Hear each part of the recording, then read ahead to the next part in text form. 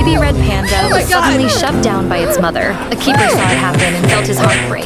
He picked up the little one to comfort it, but the baby didn't understand. It thought its mom was just playing and ran back again. This time it was pushed away again and even slapped. The little panda froze, lowered its head, and curled up alone, thinking its mother didn't like it. The keeper couldn't stand it, so he tried everything to cheer it up, talking to it, playing with it, taking it down the slide. Slowly, the baby panda became cheerful again, playing joyfully with the keeper and making new friends. This once heartbroken baby finally smiled again.